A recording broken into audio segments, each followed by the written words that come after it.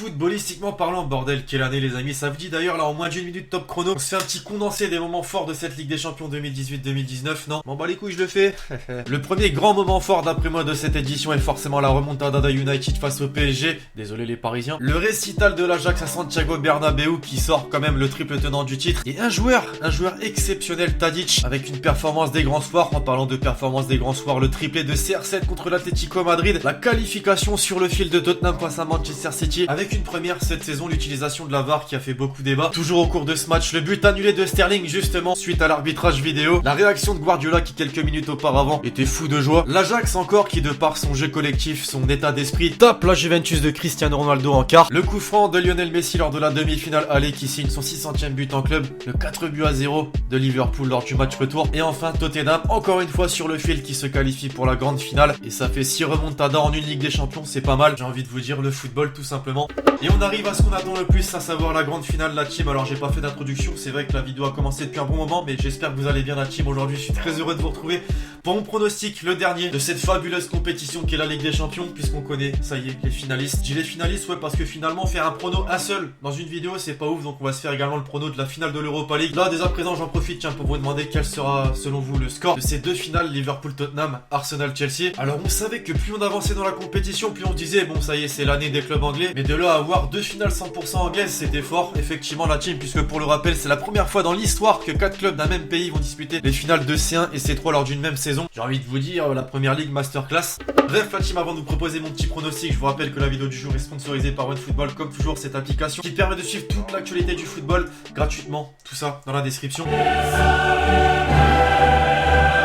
Alors la particularité d'aujourd'hui la team c'est qu'on va pas seulement désigner un vainqueur, mais on va essayer de pronostiquer le score exact des deux finales, ça va pas être facile. Et on commence comme vous l'avez vu avec la transition avec ce qui nous intéresse le plus, à savoir la finale de la Ligue des Champions, Liverpool-Tottenham. La première équipe citée qui vient de terminer deuxième du championnat de Première Ligue est restée en l'espace d'une minute champion d'Angleterre, ouais parce que quand Manchester City est mené 1-0 face à Brighton, mais qu'Aguero décide de fermer la gueule de tout le monde, dont moi en particulier. Bon voilà, Manchester City est bien champion de Première Ligue. Pour en revenir aux Reds en Ligue des Champions, on a bien vu de quoi cette équipe était capable. La saison dernière finaliste contre le grand Real Madrid, malheureusement une défaite, une énième pour le coach Jürgen Klopp, mais elle veut remporter cette compétition. On l'a encore une fois vu cette saison. De par son jeu rapide et collectif, elle a réussi à sortir le Bayern de Munich en 8ème de finale de la Ligue des Champions. Elle a réussi plutôt facilement à sortir le FC Porto. A surpris tout le monde lors des demi en éliminant le FC Barcelone, en perdant son match aller 3-0 avec une grande remontada au retour 4-0, et ce en l'absence de Salah et Firmino. Keita aussi, on oublie souvent. Ça prouve une nouvelle fois que question mentale, les clubs anglais c'est next level. Pour Tottenham, on est sur une équipe qui a un petit peu manqué son championnat avec une 4ème place. Pas de podium donc pour les Spurs. Malgré tout une saison mémorable, et je pense surtout à cette Ligue des Champions. Pourquoi? Puisqu'elle a sorti le Borussia Dortmund, et ce à l'extérieur là-bas face aux murs jaunes, faut le faire. Cette équipe a également réussi à sortir le champion de Première Ligue cette saison. Bon sur le fil, mais ça prouve encore une fois le mental de cette équipe. Et c'est surtout la seule équipe qui a réussi à mettre fin à cet énorme exploit de l'Ajax qui depuis les tours préliminaires sortait un petit peu tout le monde. Là encore sur le fil. Alors on le sait que sur une finale tout peut vraiment se passer, surtout en Ligue des Champions. Et jetons quand même un petit coup d'œil aux deux dernières confrontations de ces deux équipes. Faut savoir les amis que sur le match aller et retour en championnat cette saison, Liverpool est tout simplement le grand gagnant avec une victoire 2-1 à l'extérieur, une victoire 2-1 à domicile. Au vu de cette saison et des dernières années, je vois bien Liverpool mettre tout en œuvre pour remporter cette Ligue des Champions. Après la finale perdue l'an dernier contre le Real Madrid, cette petit échec finalement de terminer deuxième de Première Ligue à un petit point de Manchester City. Je peux également ajouter le petit argument Jürgen Klopp qui avait perdu une finale de Ligue des Champions avec le Borussia Dortmund.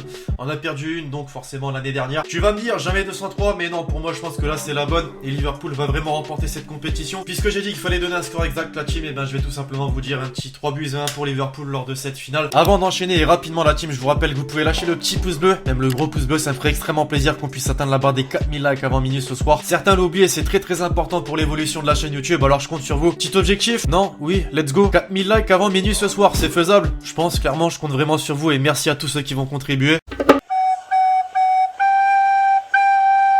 La Ligue Europa, alors faut savoir une chose la team, cette compétition je la suis de beaucoup plus loin depuis que Rennes s'est fait éliminer de cette compétition. C'est à peu près comme tous les ans, c'est pas vraiment une compétition qui m'attire. Pour le coup on va s'y intéresser. Arsenal-Chelsea, finale de la Ligue Europa version 2018-2019. La première équipe citée, incompréhensible. Voilà, j'ai envie de vous dire tout simplement incompréhensible. Pourquoi? Puisque c'est capable de perdre en Première Ligue contre Brighton, Burnley, ce genre d'équipe, et se balader en Ligue Europa contre des équipes comme Naples, Valence et j'en passe, a touché sur du renouveau cette saison finalement avec l'arrivée d'Unai Emery qui a remplacé Arsène Wenger. Deux buteurs stratosphériques, Lacazette, Aubameyang, le dernier cité d'ailleurs qui a terminé meilleur buteur du championnat de Première Ligue avec Salah et Mané. Alors ça en championnat, mais en Ligue Europa c'est tout simplement les deux meilleurs buteurs pour Arsenal. Pour Chelsea on est un petit peu dans la même situation puisque Mauricio Sarri a remplacé Antonio Conte, a essayé tant bien que mal de trouver son buteur avec l'arrivée de Gonzalo Higuaín. C'est Olivier Giroud finalement qui n'a même pas sa place de titulaire en championnat qui a marqué le plus de buts en Ligue Europa. Cette équipe a finalement mieux réussi sa saison que les Gunners. Pourquoi? Puisqu'elle a obtenu une place de 3ème donc sur le podium de Première Ligue devant Tottenham, faut le mentionner. A malheureusement perdu une finale de coupe de la Ligue anglaise au tir au but, quand même faut le rappeler. En parlant de tir au but, c'est par le biais de ce fait de jeu qu'elle s'est retrouvée en finale de la Ligue Europa. Avant d'en venir au prono, toutes les confrontations de ces deux équipes cette saison, ça en fait beaucoup. 5 confrontations entre Chelsea et Arsenal. Si on peut en faire une conclusion, le duel est remporté par Arsenal qui a remporté 1, 2,